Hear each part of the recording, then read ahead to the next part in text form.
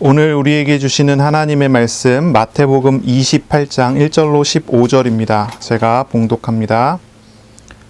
안식일이 다 지나고 안식 후 첫날이 되려는 새벽에 막달라 마리아와 다른 마리아가 무덤을 보려고 갔더니 큰 지진이 나며 주의 천사가 하늘로부터 내려와 돌을 굴려내고 그 위에 앉았는데 그 형상이 번개 같고 그 옷은 눈같이 희건을 지키던 자들이 그를 무서워하여 떨며 죽은 사람과 같이 되었더라. 천사가 여자들에게 말하여 이르되 너희는 무서워하지 말라. 십자가에 못 박히신 예수를 너희가 찾는 줄을 내가 아노라. 그가 여기 계시지 않고 그가 말씀하시던 대로 살아나셨느니라. 와서 그가 누우셨던 곳을 보라.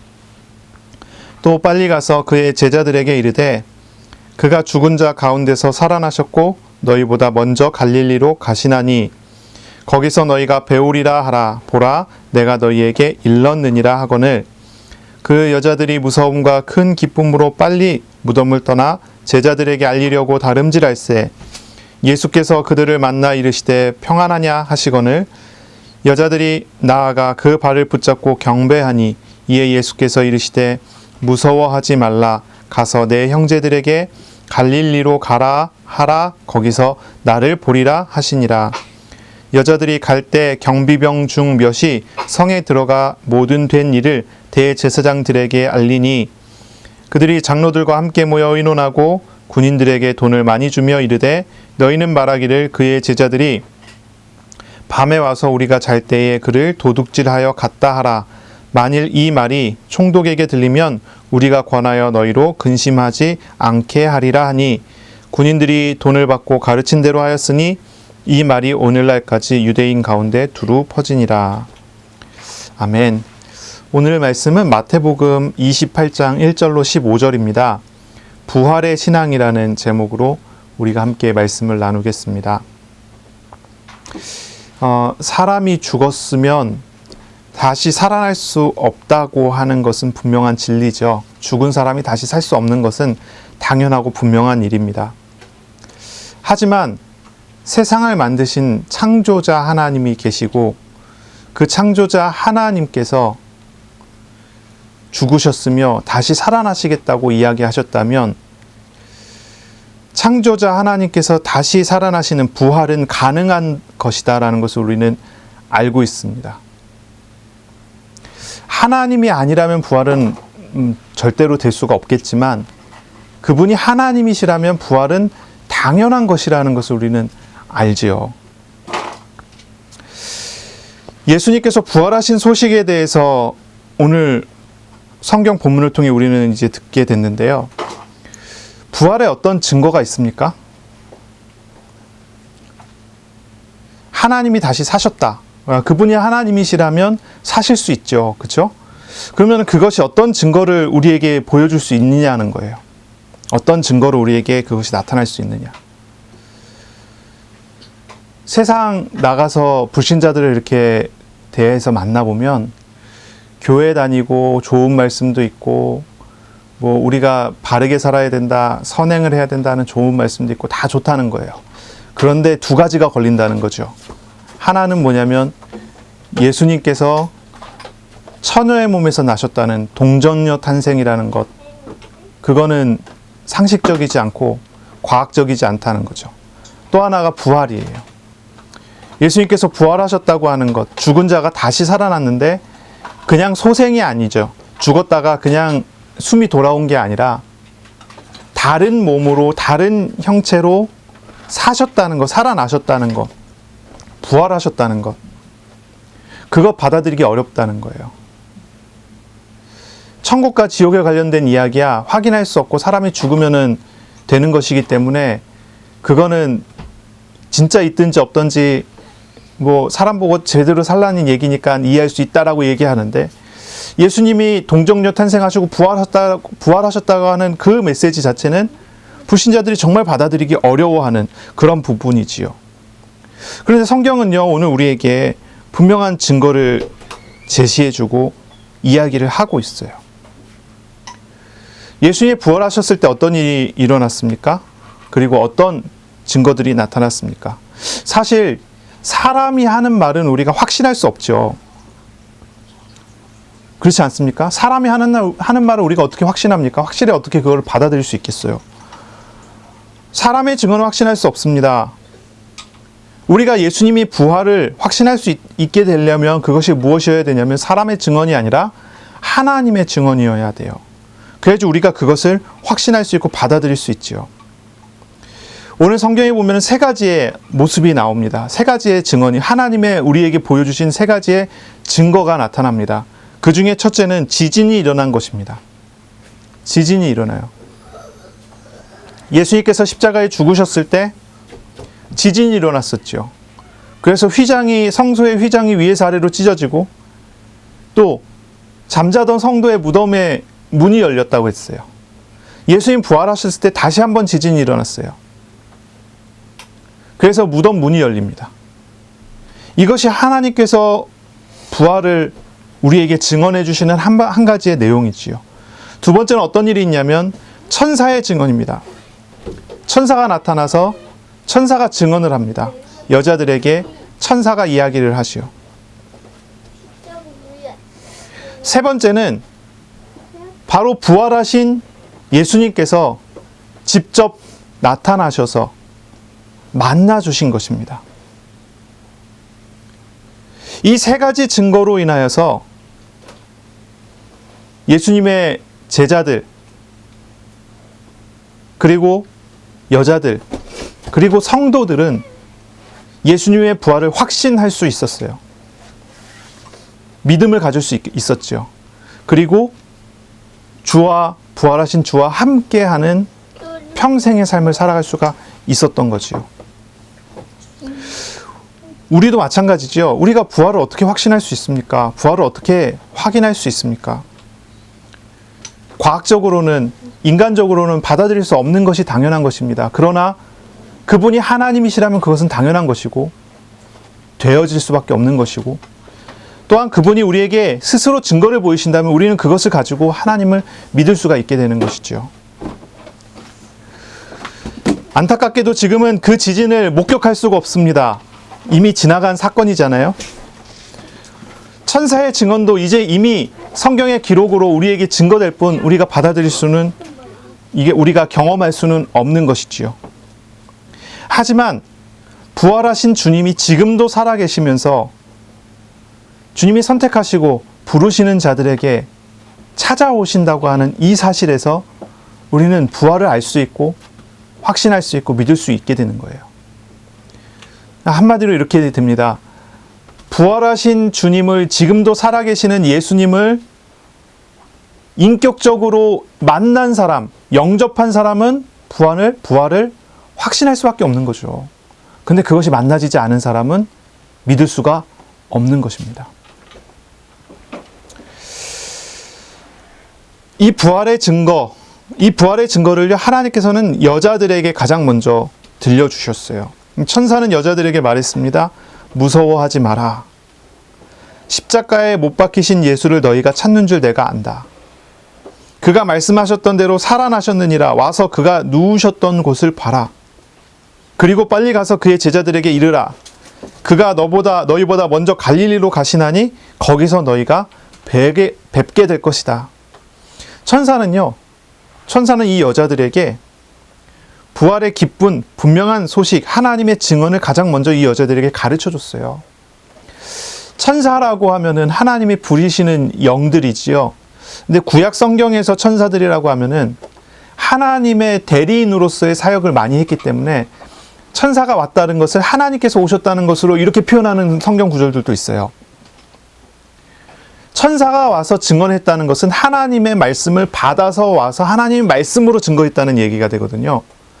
이 여자들이요, 가장 먼저 하나님께서 주신 말씀, 예수님께서 다시 살아나셨다고 하는 말씀을 듣게 됩니다.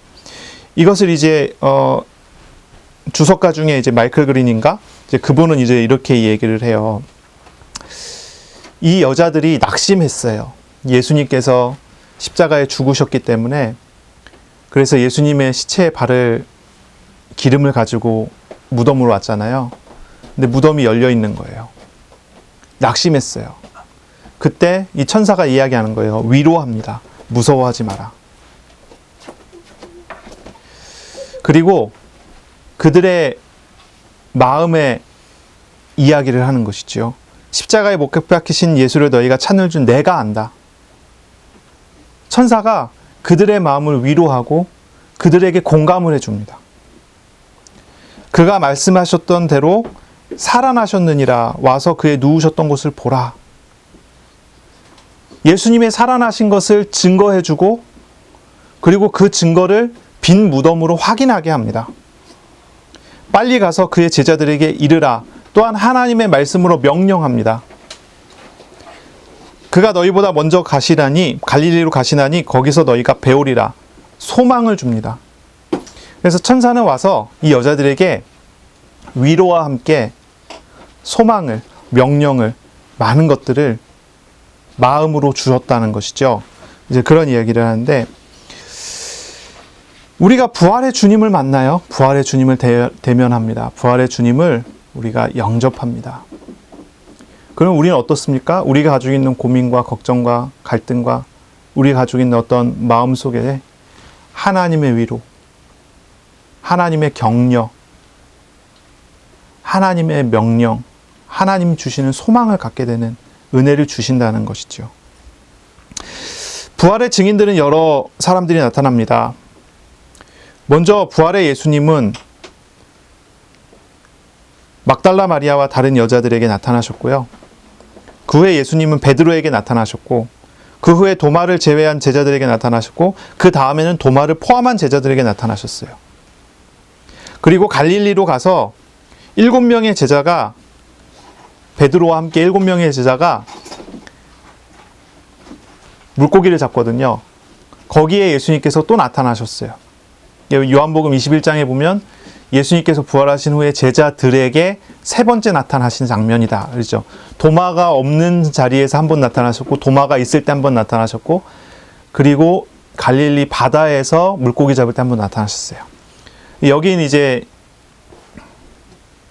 예수님께서 막달라 마리아와 여자들에게 나타나신 장면은 좀 빠지고 이렇게 얘기를 하는 건데, 왜냐하면 이제 법적인 증인으로 이야기할 때는 여자를 제외를 하기 때문에 그런 부분들이 있죠. 문화적인 차이가 되고요. 이 고린도전서 15장에 보면은요, 이 바울은 이렇게 얘기합니다. 예수님께서 제자들에게 보이시고 500여 형제들에게 보이시고 형제 야고보에게 보이시고 모든 사도들과 마지막으로 바울에게 나타나셨다고 고백을 해요. 이 바울이 부활하신 예수님을 직접 만났다고 하는 것이죠. 예수님께서 부활하신 이후에 다양한 사람들에게 직접 나타나신 것, 그것이 확실하고 가장 분명한 증거입니다. 오늘도 우리가 마찬가지예요. 우리가 예수님의 부활을 어떻게 믿습니까? 그것은 부활하신 주님을 우리가 직접 만날 때 믿을 수 있는 것이고 믿게 되는 것이지요. 우리가 오늘 본문을 통해서 조금 생각해 볼 부분 중에 하나는 뭐냐면, 왜 예수님께서 제자들에게 먼저 나타나시지 않고 여자들에게 먼저 보이셨을까라고 하는 질문이에요. 당시의 유대 사회와 헬라 문화권 사회 속에서는 여자는 보잘것없는 사람이었어요. 여자는요, 법정에서 증언을 할 권리도 없었어요. 당시의 문화와 정치 같은 것을 살펴보면 여자들은요, 증인이 될 만한 어떤 자격도 없는 이들이었습니다. 특히나 이제 마태복음은, 마태가 누구한테 쓴 거냐면 유대인에게 쓴 복음서잖아요. 유대인에게 읽으라고, 유대인을 독자로 해서 쓴 복음서란 말이에요. 그래서 구약 성경의 성취가 이렇게 나타났다고 하는 그런 내용들이 많이 들어가 있어요. 그런데 이 마태복음에서는요, 특별히 이 마태복음에서는요, 처음에 예수님의 족보를 이야기할 때도 5명의 여자가 나오고, 제일 마지막에 예수님의 부활의 증거가 나타날 때도 예수님께서 가장 먼저 여자에게 보이셨다는 사실부터 증거를 해요. 마태복음의 독자가 되는 유대인들은 이미 여자들이 증인이라고 하는 부분에서 아주 많이 걸림이 있을 것 같아요. 그런데 이 마태는요, 증인 목록에서 여자를 제외하지 않습니다. 마태복음, 마가복음, 요한복음은 증인 목록에서 여자를 제외하지 않아요. 근데 누가복음은 여자들을 제외하거든요. 누가는 철저하게 누가복음을 읽을 대상 누구죠? 이방인들이죠. 이방인들을 위한 복음서니까요. 그들을 위한 메시지를 전달할 때 여자에 대한 이야기들을 다 뺍니다. 이게 이제 문화적인 차이가 되죠.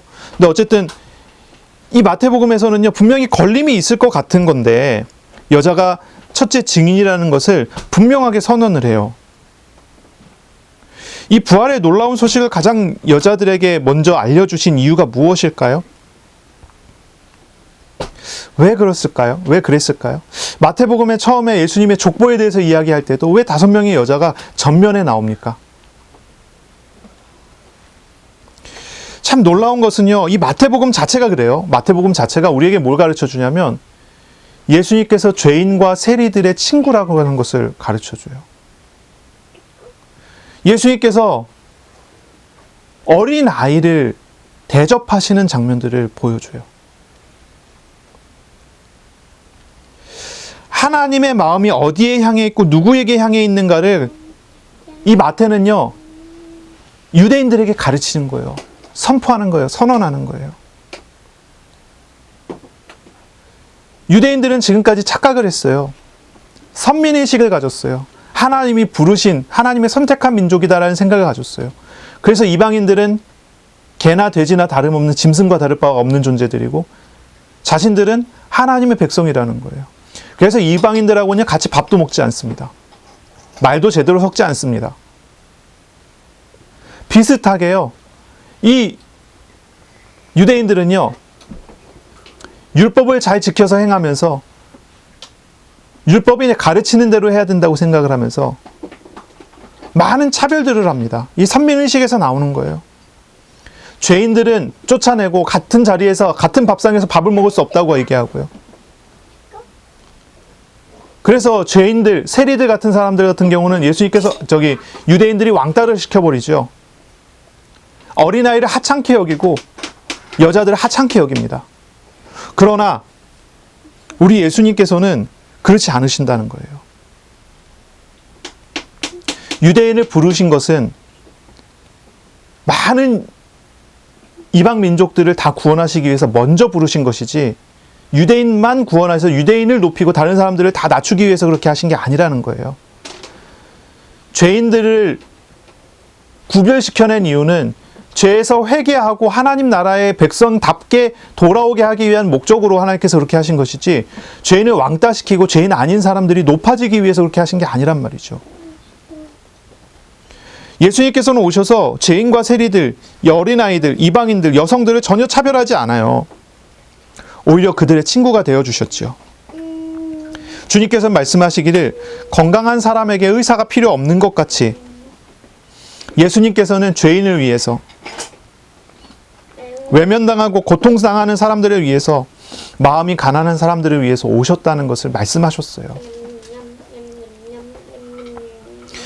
그러기에 우리 예수님은요, 외롭고 고통스럽고 버림받은 사람들의 진정한 위로가 되시는 하나님이셔요. 우리 주님의 부활은요, 가장 먼저 누구에게로 향합니까? 부활의 은혜는, 부활의 능력은 연약하고 외롭고 마음이 가난한 사람들에게 그 은혜가 먼저 향하게 된 것이죠. 그러니 예수님이 부활하셨을 때, 그리고 가장 먼저 그 증거를 누구에게 주셨냐? 바로 이 여자들에게 보여주시고요. 나타내시고요. 부활의 기쁜 소식을 가장 먼저 듣고 두려움이 있지만 그러나 기쁨으로 하나님 앞에 찬양하게 하는 그런 은혜를 이 여자들에게 먼저 주신 거예요. 막달라 마리아와 또 다른 여자. 사람들은요, 점점 높아지려고 하죠. 점점 높아지려고 해요. 높아지는데 사람들은 모든 진력을, 자신의 힘을 쏟죠. 하지만 우리 예수님께서는 낮은 곳으로 임하셔요. 낮은 곳으로 임하셔요. 우리가 이제 다음 주가 되면은 성탄절이 될 것인데요. 성탄절날 우리는 항상 그런 고백들을 하고 그런 메시지를 나누지 않습니까? 낮은 곳에 임하신 우리 예수님, 마구간에 말 구유에 누우신 우리 예수님, 그 예수님에 대해서 우리 항상 이야기하잖아요. 예수님 부활하셔서 가장 높으신 분이라는 것을 보이시고 나타내시고 증거로 보이시면서도 그 높으신 우리 예수님께서는요, 가장 낮은 사람들에게 임하신 것이에요. 이것이 하나님의 나라의 메시지지요. 제 이제 박사학위 지도 교수님이 그런 말씀을 하시더라고요. 한 번은 이제 그런 얘기를 하시더라고요. 이분이 이제 독일 유학을 갔다 오신 분인데, 독일 사람들은 은혜를 받으면 자기가 가진 것을 털어서 기부를 한다는 거예요. 기부.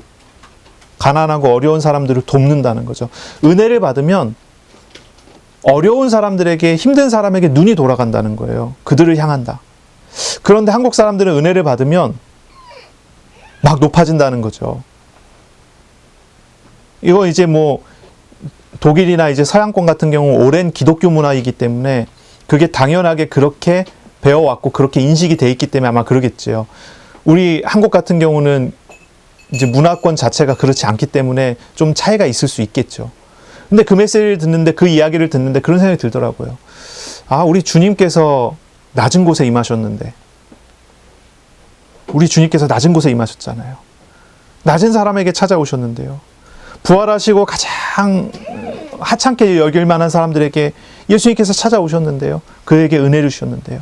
예수님께서 제자로 부르신 사람들은요, 하찮게 여길 만한 사람들을 부르시지 않았습니까? 세리와 어부와 뭐 이런 사람들을 부르셨잖아요. 우리 주님께서는 낮은 곳으로 임하신다는 거예요. 우리가 정말로 은혜를 받으면 어디로 가야 합니까? 낮은 곳으로 가야 됩니까? 높은 곳으로 가야 합니까?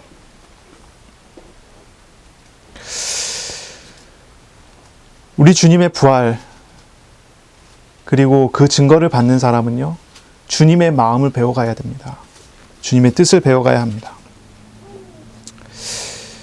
예수님이 부활하셨어요. 그리고 그 부활을 만난 사람들은요, 변화가 되기 시작을 합니다. 그 부활을 경험한 사람들은 변화가 되죠. 우유부단했던 베드로는요, 계속 우유부단했잖아요. 그렇죠? 이랬다가 저랬다가. 그런데 이 베드로는 부활의 주님을 만난 다음에 반석이 됐어요. 이름처럼 됐어요.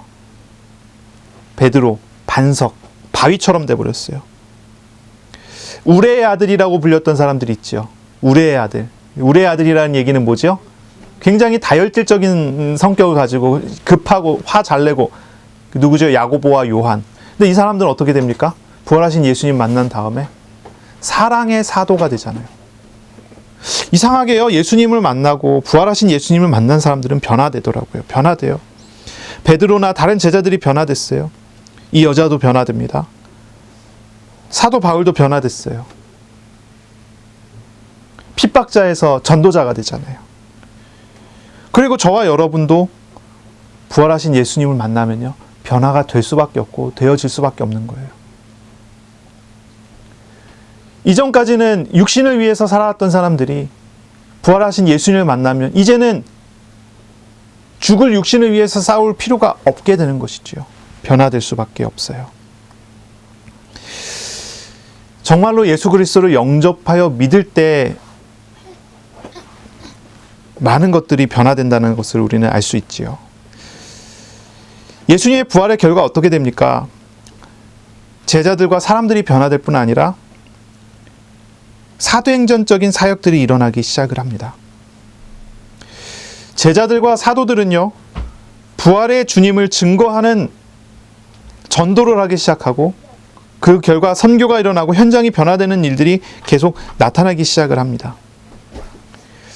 특히 이제 사도행전 3장 같은 경우 읽어보면요, 사도행전 3장 베드로와 요한이 제9시 기도 시간에 성전 미문 앞에 나면서부터 못 걷게 된 사람을 만납니다. 베드로와 요한이 제9시 기도 시간에 기도하려 성전에 들어가는데, 성전은 미문이라고 하는 이름을 붙여놓은 그 문 앞에 나면서부터 못 걷게 된 하반신 장애죠, 있는 그 사람을 만나게 돼요. 그리고 그 사람을 쳐다봅니다.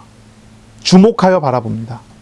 그리고 그 사람에게 베드로가 선포합니다. 은과 금은 내게 없거니와 내게 있는 이것을 내게 주노니 곧 나사렛 예수 그리스도의 이름으로 일어나 걸으라 합니다. 그때 나면서부터 못 걷게 된 이 사람이 나사렛 예수의 이름으로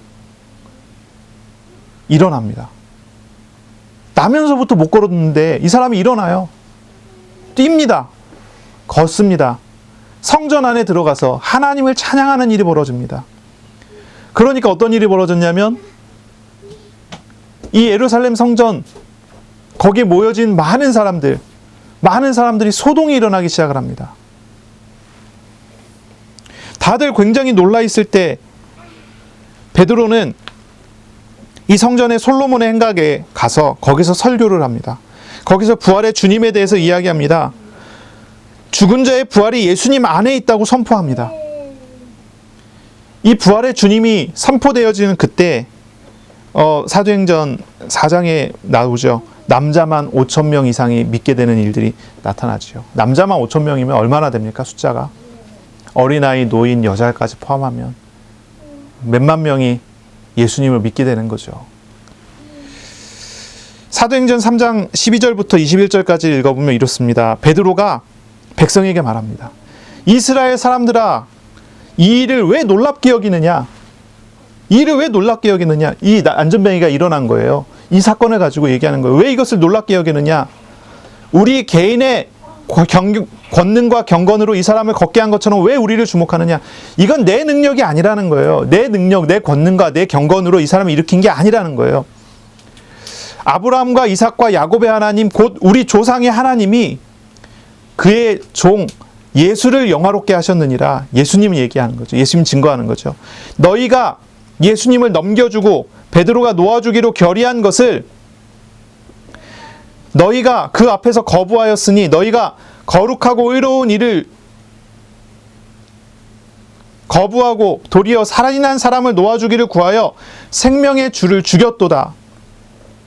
예수님 십자가 죽은 거에 이야기해요. 그러나 하나님이 죽은 자 가운데서 그를 살리셨으니 우리가 이 일의 증인이라. 예수님의 부활의 증인이라는 거죠. 자기가 증인이라는 거예요. 그 이름을 믿음으로 그 이름이 너희가 보고 아는 이 사람을, 이 나면서부터 하반신 장애가 있었던 이 사람이 얘기하는 거죠. 그 이름을 믿음으로 그 이름이 너희가 보고 아는 이 사람을 성하게 하였느니 낫게 했느니 했기 때문에 예수로 말미암아 난 믿음이 너희 모든 사람 앞에서 이같이 완전히 낫게 하였느니라. 그러니까요, 조금 나아진 게 아니라요, 완전히 낫어요. 그것이 부활의 능력이라고 이야기해요. 부활하신 예수님의 권능이라고 얘기해요. 그러므로 너희가 회개하고 돌이켜 너희 죄 없이 함을 받으라. 이같이 하면 새롭게 되는 날이 주 앞에서부터 이를 것이요, 또 주께서 너희를 위하여 예정하신 그리스도 곧 예수를 보내시리니 하나님이 영원 전부터 거룩한 선지자들의 입을 통하여 말씀하신 바 만물을 회복하실 때까지 하늘이 마땅히 그를 받아두리라.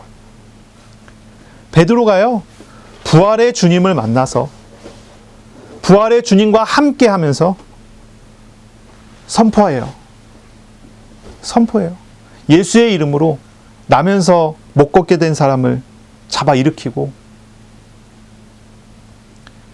하나님의 능력이 어떻게 나타나는지를 증거해요. 이 설교를 듣고 남자만 5,000명이 예수님을 믿어요. 이 사도행전 전체를 보면요, 사도들은요 항상 무엇을 전했습니까? 그리스도의 십자가와 그리스도의 부활을 증거했습니다. 사도들은요 하나님께서 일하시고 치유하시고 구원하시고 변화시키는 증거들을 이 부활의 능력이라고 증거해요. 오늘날 교회 다니는 사람 중에 부활을 안 믿는 사람도 있어요. 왜 그렇습니까? 저는 한 가지라고 생각해요. 그 사람이 부활의 주님을 못 만난 것입니다. 예수님 영접 안 한 거예요. 예수 그리스도를 정말로 인격적으로 바르게 영접한 사람은요, 부활의 주님이 나와 함께 하시고 부활의 주님이 나에게 증거를 주시고 부활의 주님의 능력으로 살아가게 됩니다. 그렇기 때문에 부활이 믿어지는 거죠. 믿어질 수밖에 없는 거죠. 우리가 서론에서 얘기했어요.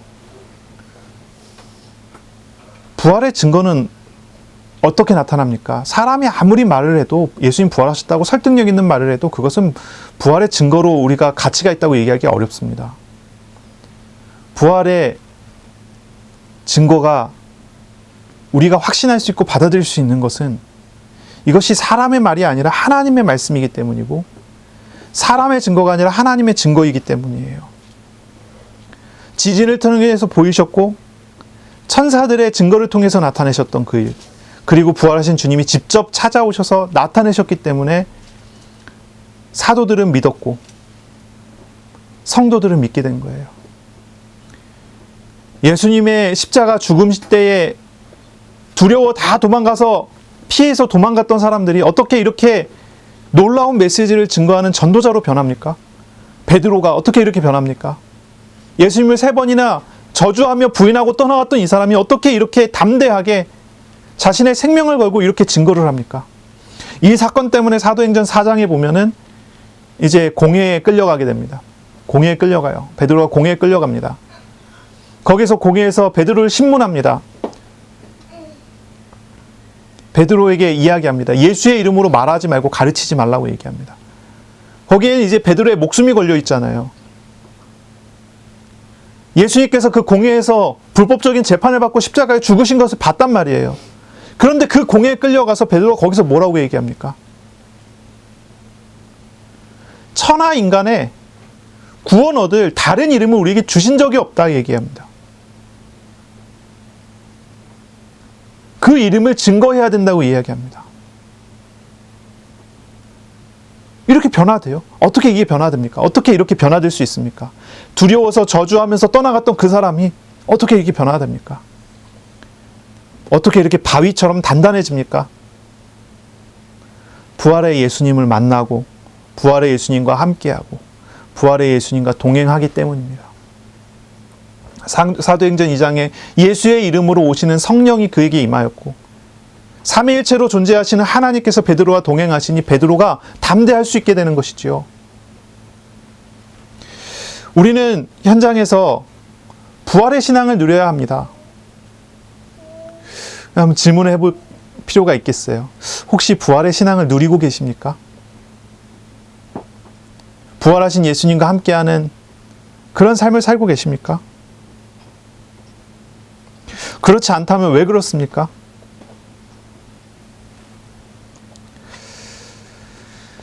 우리는 부활의 유익을 얻어야 합니다. 하이델베르그 요리문답 45문 정도, 45문에 보면은 부활, 그리스도의 부활에 대한 질문과 대답이 고백이 나오지요. 우르시누스는 이런 질문을 합니다. 이 하이델베르그 요리문답을 통해서 우리에게 이것을 질문합니다. 그리스도의 부활하심이 우리에게 주는 유익이 무엇입니까? 그리스도의 부활이 우리에게 주는 유익은 무엇입니까? 질문해요. 그리고 대답합니다. 첫째, 그리스도께서는 부활하심으로 죽음을 이기셨는데 자신의 죽으심으로 말미암아 우리를 위하여 얻으신 의에 우리가 참여하게 됐습니다. 그리스도의 부활로 말미암아 우리가 예수님의 의로움에, 그리스도의 의로움에 참여하게 됐다고 이야기합니다. 이거는 조금 정리하면 이렇게 돼요. 부활의 주님을 영접하는 사람은요, 이제 그리스도의 의로움에 참여합니다. 죄와 죄의 지배에서, 죄에 노예된 상태에서 빠져나오게 됩니다. 구원받게 됩니다. 죄의 값을, 죄에 대한 벌을 사망이라고 하지요. 죄값을 사망이라고 그래요. 죄의 벌을 사망이라고 합니다. 이 사망을 이기신 사건이 부활이기 때문에 예수 그리스도를 영접하게 되면 내가 가진 죄를 그리스도께서 십자가에서 못 박히신 사건이기 때문에 우리가 구원받게 된다는 거죠. 죄에서 구원받게 된다는 거예요. 그래서 그리스도의 의에 우리가 참여하게 된다는 것은 내가 죄에서 해방을 받는다는 얘기죠. 두 번째는 부활의 예수님을 영접하게 될 때 하나님이 의롭다고 칭하시는 사람이 된다는 거예요. 그리스도의 의에 참여하게 된다는 얘기는. 그래서 부활의 예수님을 만났다. 그거는요, 죄에서 해방됐고, 또 하나는 하나님 보셨을 때 하나님 나라에 들어갈 만한 합당한 의로운 사람이 됐다는 거예요. 칭의, 의롭다 칭함받은 사람. 이제 여기서 더해서 이야기한다면 의롭다 칭함받았으면 어떤 사람이 되죠? 이제 하나님 나라의 백성이 될 수 있는 사람이고 하나님 나라의 백성이 되는 거죠. 예수를 영접했기 때문에 하나님의 자녀가 되는 거예요. 예수 그리스도의 부활이 아니면 우린 죄에서 해방받을 수가 없고, 예수 그리스도의 부활이 아니면 우리는 하나님 나라 백성이 될 수 없어요. 천국에 갈 수 없어요. 하나님 자녀 될 수 없어요. 그러나 오직 예수 그리스도의 부활하심으로 말미암아 그 부활의 능력으로 우리는 그리스도의 의로움에 참여할 수 있는 놀라운 은혜를 받았어요. 이것이 우리가 받은 가장 중요하고 가장 중대한 유익이에요. 부활의 유익이에요. 질문해 보는 거예요. 이 부활하신 예수님으로 말미암아 죄 사함 받은 기쁨과 죄 사함 받은 실상을 누리고 계십니까? 하나님의 자녀됨, 그것을 얻어가고 계십니까? 그것을 누려가고 있습니까? 자, 하이델베르그 유리문답의 두 번째 대답입니다. 그리스도의 부활하심이 우리에게 주는 유익이 무엇입니까? 우르시누스는 이렇게 대답을 했습니다. 둘째, 그리스도의 능력으로 말미암아 우리가 새로운 생명으로 다시 태어났습니다. 새로운 생명으로 다시 태어났대요. 이거를 뭐라고 얘기하죠? born again이죠. 뭐라고 얘기하죠? 거듭남이라고 얘기해요. 거듭남. 예수 그리스도의 능력으로 말미암아 내가 거듭났어요. 예수님의 부활로 말미암아 우리가 거듭나는 거예요. 죄에 대하여는 십자가에 죽어버리고 의에 대하여는 예수님과 함께 다시 살아난 사람이 된 것입니다. 이것은 굉장히 신비한 그리스도의 연합을 이야기하는 거죠. 거듭남. 죄에 대하여 죽으며 예수님에 대하여 다시 살아나는 이 놀라운 은혜, 이것을 우리는 그리스도의 연합이라고 불러요. 하나님의 나라에 합당하지 않는 나는 법적으로 죽었습니다. 그리고 하나님과 함께하는 새로운 내가 다시 살게 됐습니다.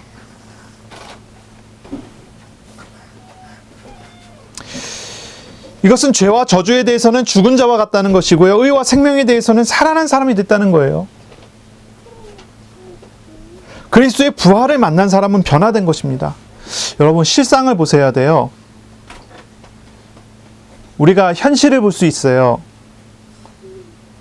근데 현실은요, 우리의 본질을 다 말해주지 못합니다. 내가 하나님의 자녀가 됐는데, 나는 신분이 하나님의 자녀인데 살기를 하나님 자녀 아닌 것처럼 살 수 있어요.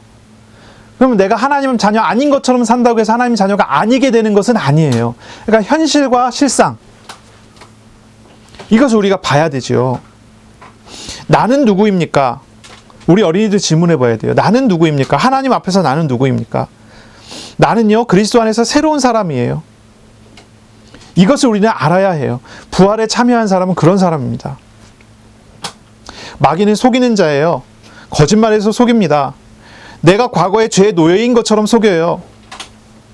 내가 아직도 습관적인 어떤 우상에 사로잡혀 끌려다니는 것처럼, 그럴 수밖에 없는 사람인 것처럼 속여요. 그 우상만이 나를 행복하게 만들어줄 것처럼 속여요. 그래서 나를 자꾸 거짓말해서 끌고 다니려고 해요.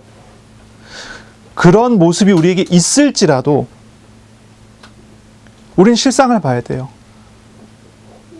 나의 살고 죽는 것, 생사, 화복이죠. 나의 어려운 것과 나의 복된 것, 모든 것은 하나님의 주권 아래 있다는 사실을 우리는 믿어야 합니다. 내가 마귀에게 사로잡힌 자처럼 보일지라도 그렇지 않습니다. 내가 예수 그리스도를 영접한 사람이 맞다면 하나님의 자녀라는 것이 실상입니다. 마귀의 권세는 사망 권세입니다.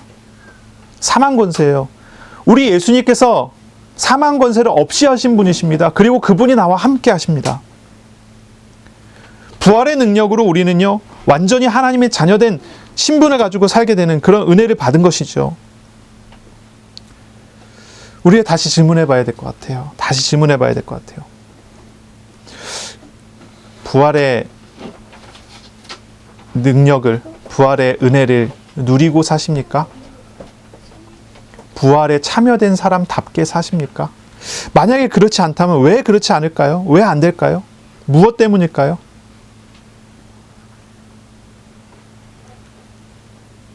뭐가 문제일까요?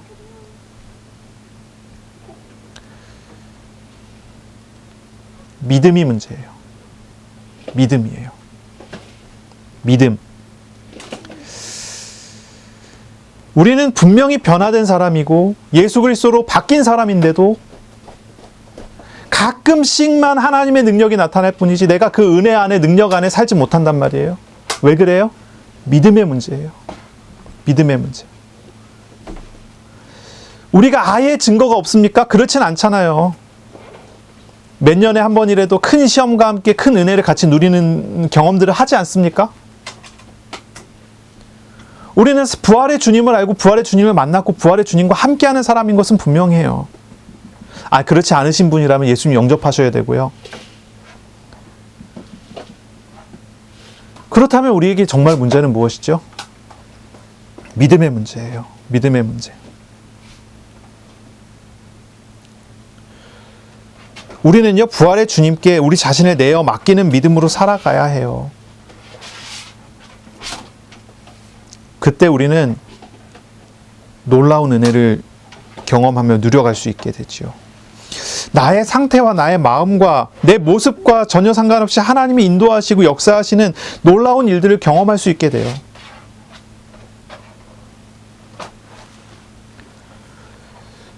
진짜 믿음이 중요하지 않겠어요?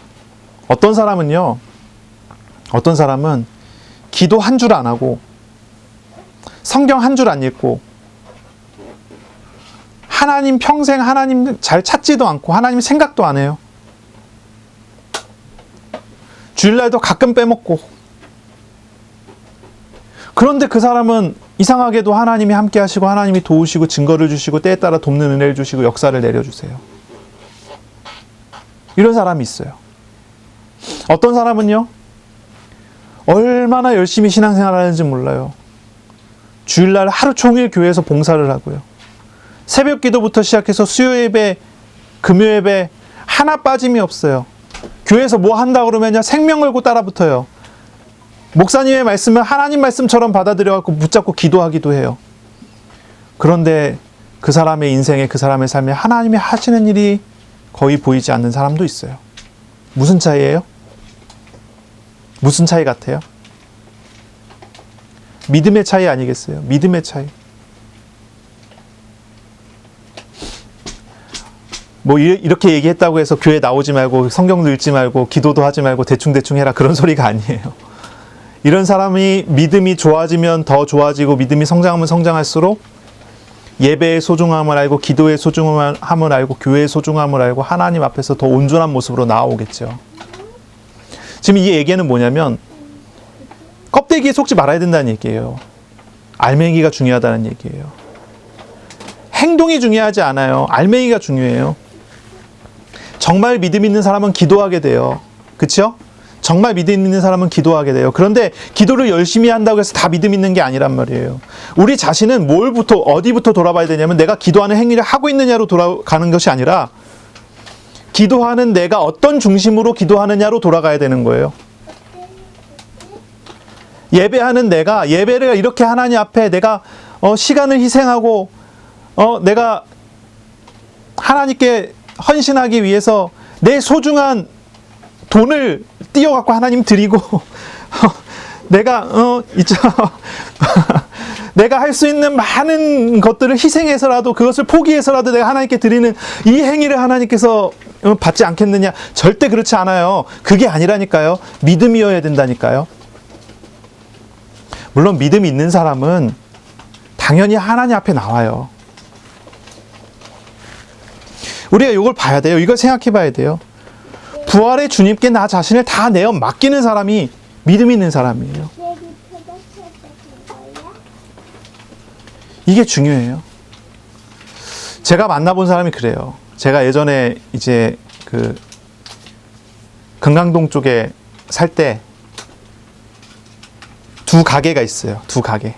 두 가게에 바로 옆에 붙어 있는 이 사장님들이 이제 복음을 제가 증거해서 전도를 했었는데 두 분이 완전히 달라요. 어떤 게 다르냐면 한 분은요, 교회를 정말 열심히 다녀요. 되게 열심히 다녀요. 신앙생활 잘하고 싶은 것이요.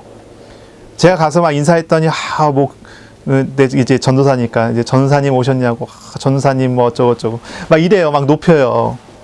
그러면서 자기도 교회 열심히 다니고 있고 막 이런 얘기를 하세요. 교회 가서 이제 말씀 듣고 그러면 정말 하나님 살아계신 거를 자기가 알겠다면서, 하나님 진짜 살아계시다는 걸 자기가 안다면서, 그래서 자기가 하나님을 찾는다면서, 기도 열심히 한다면서, 하나님 정말 살아계시기 때문에 자기가 열심히 기도한대요. 그런데 제가 물어봤어요. 믿어지십니까? 아니면 믿고 싶습니까? 그분의 대답은요, 믿고 싶다예요. 믿어지지는 않는데 하나님이 살아계신 거는 같대요. 그래서 믿고 싶대요. 그 교회, 그분이 다니는 교회에는 많은 믿음도 있는 사람, 증거도 있는 사람, 하나님 살아계신 증거를 풀풀 풍기는 사람, 응답받은 어떤 증거들을 가지고 다니는 사람들이 많았나 보죠. 그래 그분들을 보면서 본인도 나도 저렇게 믿음을 갖고 싶다. 근데 안 믿어져요. 그래서 제가 그분한테 복음을 전하고 그분이 예수 그리스도를 구주로 영접을 했단 말이에요. 그분이 울어요. 믿어진다는 거예요. 믿어지게 됐다는 거예요. 하나님 못 만난 사람은 못 믿는 게 당연하지 않습니까? 하나님 만난 사람은 믿어지는 게 당연하잖아요. 믿음의 문제라니까요. 근데 그 바로 옆에 있는 다른 가게 계신 분, 그분도 제가 복음을 전해서 예수님 영접했거든요. 이분은 특징이 교회 안 나가요. 교회를 안 나가요. 제가 그분을 오랫동안 말씀을 전거해갖고 사역을 했거든요. 교회를 안 나가요. 그런데 제가 매주 찾아갈 때마다 그분은 간증을 해요. 무슨 얘기를 하냐면, 진짜 이런 일이 있었다면서, 이렇게 기도했었다면서, 이렇게 응답받았다면서. 굉장히 대비되는 거예요. 그 바로 옆에 가게 분하고 이분하고 대비가 되는 거예요. 제가 여러분에게, 우리가 함께, 저와 여러분이 함께 나누고 싶은 이야기는 다른 게 아니에요. 한 가지예요. 믿음이 있습니까? 내게 찾아오신 예수님, 그 예수님을 찾고 그분과 함께하는 그런 삶을 우리가 살아야 되지 않겠습니까? 이 할데베르그 요리문답의 세 번째 대답은요, 이렇습니다. 그리스도의 부활하심은 우리의 영광스러운 부활에 대한 확실한 보증입니다. 부활하신 예수님을 만나서 부활하신 예수님과 함께하는 사람, 내 안에 오신 예수님과 교제하고 그 예수님과 함께하는 사람은 확실한 보증을 받은 사람이에요. 내가 바로 예수님과 같이, 예수님처럼 부활에 참여하고 부활의 성도가 된다는 것이죠. 그렇습니다. 이런 사람은 확실한 부활에 믿음을 갖고 살아가는 사람이에요. 그러면요, 세상의 죽음 두렵지 않습니다. 세상의 어려움 갈등하지 않습니다.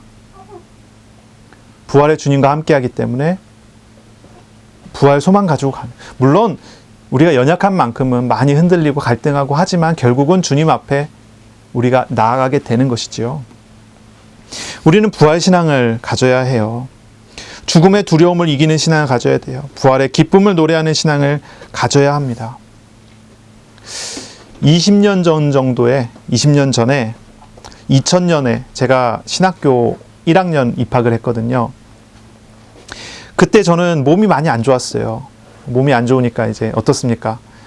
조금만 빨리 걸으면 숨이 차고 심장이 너무 뛰고 막 이런 거예요. 그래서 학교에 가면 학교가 산에 있으니까 이제 학교를 이제 버스에서 내려서 학교를 이렇게 열심히 걸어갖고 학교까지 올라가면 화장실에 가서 세수를 합니다. 거기서 거울을 바라보면서 심장이 너무 뛰니까 좀 안정시키려고 조금 쉬다가 이제 교실로 가요. 이제 그랬거든요. 그때는요, 그런 생각이 들어요. 삶이란 무엇인가, 죽음이란 무엇인가, 하나님 앞에서 살아가는 게 무엇인가. 하필이면 제가 신학교 1학년 때 저를 가르치셨던 교수님들이 아프신 분들이 좀 있다 보니까 맨날 아파갖고 신장 투석하시는 분, 뭐 이런 분들이에요. 대형 교통사고가 나셔갖고 뇌출혈이 있어갖고 반신이 마비가 돼갖고 재활을 하셔갖고 많이 이렇게 다니지만 말도 맨날 이렇게 어눌하고 이러신 분도 있고, 교수님들이 그런 분들이 있었어요. 그러면서 이제 제가 공부를 하니까 그런 게 보이는 거죠. 사는 게 무엇일까? 죽는 게 무엇일까? 다른 친구들은 고등학교 졸업하고 대학교 신학교 처음 입학을 해갖고 이제 공부해서 해방받아갖고 좋다고 막 맛있는 거 먹으면서 돌아다니고 막 이렇게 저렇게 놀고, 자, 이제 좀 놀기도 해야지 그래서 놀고 돌아다니고 이렇게 하는데, 저는요, 몸이 안 좋고 그러니까 그럴 필요가 없는 거예요. 그럴 수가 없는 거예요. 그래서 어떻게 했냐면 기도했어요. 전도했어요.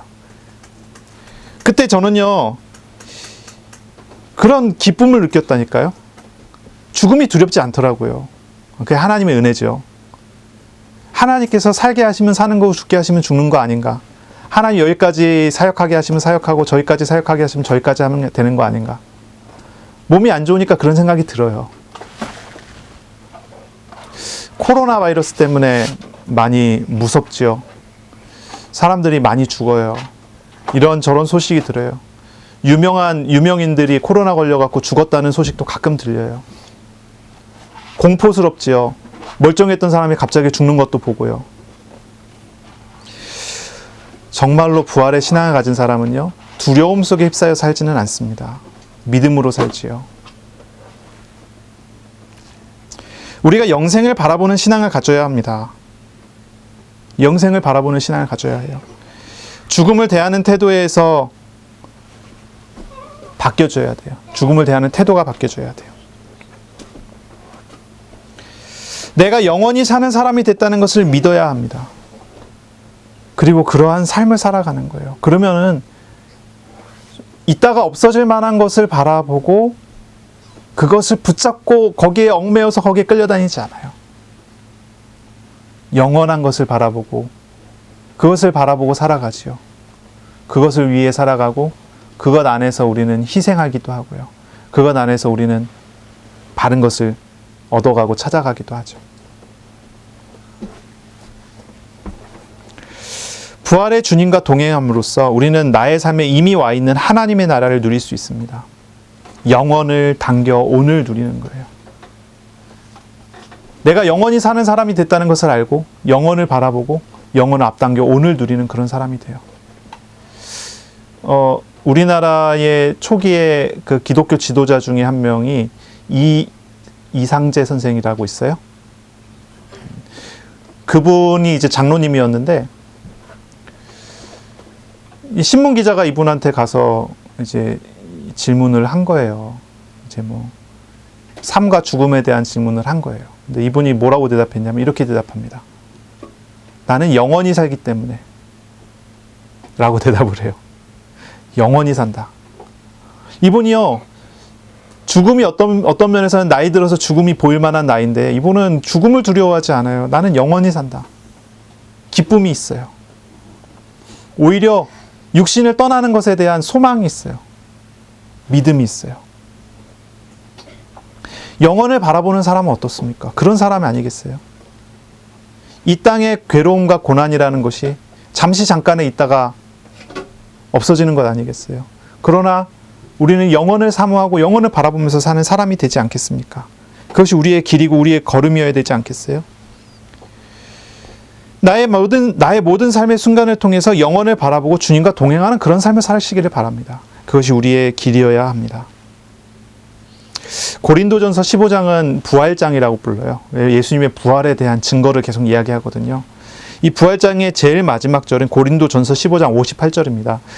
바울은 이렇게 얘기합니다. 그러므로 이 부활에 대한 증거를 한참 하고 난 다음에 부활에 대한 증거를 듣고 받고 믿은 그 제자들에게 성도들에게 말하기를, 그러므로 내 사랑하는 형제들아, 견실하며 흔들리지 말고 항상 주의 일에 더욱 힘쓰는 자들이 되라. 이는 너희 수고가 주 안에서 헛되지 않은 줄 알미라. 하나님의 나라 앞에, 부활 앞에 우리가 서 있어요. 주의 일은 헛된 것이 아니지요. 주께 드리는 것은 헛된 것이 아닙니다. 주의 일에 더욱 힘쓰는 자들이 되어야 합니다. 육신적인 걸 가지고 많이 흔들어내는 사람들이 있지만 흔들릴 필요가 없습니다. 흔들리지 말고 주의 일에 더욱 힘쓰는 자들이 되라고 합니다. 자, 주의 일은 무엇일까요? 주님의 일. 주님의 일은요, 교회 일도 포함하고 세상의 일도 포함합니다. 모든 게 다 포함이 되죠. 하나님께서 나에게 맡기신 모든 것이 주의 일입니다. 우리가 이것에 대해서는 우리가 여러 번 또 그리고 반복적으로 우리가 이야기를 나눴었죠. 다들 기억하실 겁니다. 회사 나가서 일을 하는 사람은요, 회사 일이요, 주의 일이에요. 진상을 만났다. 그 진상을 대하는 것도 주의 일이에요. 집에서 밥하는 것, 하나님 오늘 나에게 맡기신 일이라면 그것이 주의 일이라고 알고 최선을 다하는 게 맞아요.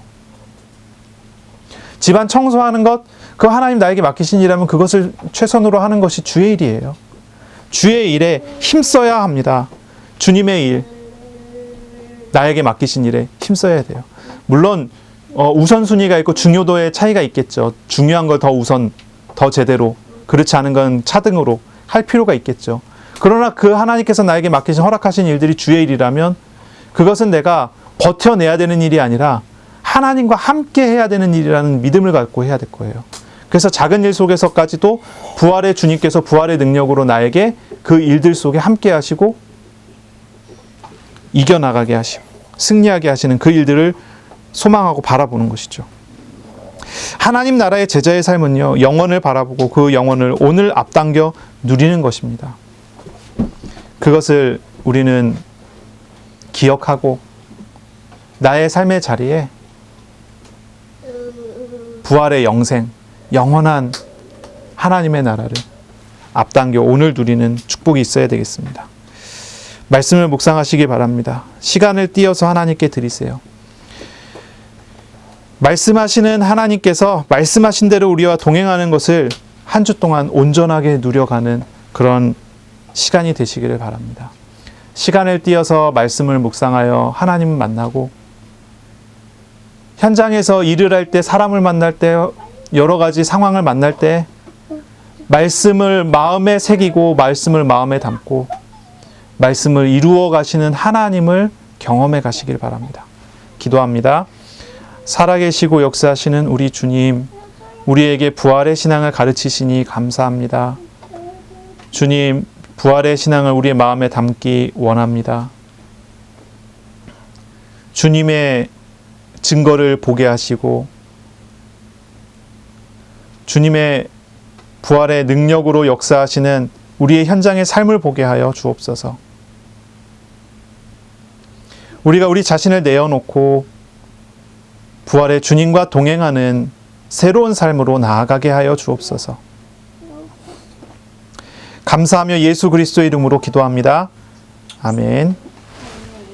우리 구주 예수 그리스도의 은혜와 하나님의 사랑하심과 성령의 교통하심이 이제로 영원까지 항상 함께 있을지어다. 아멘.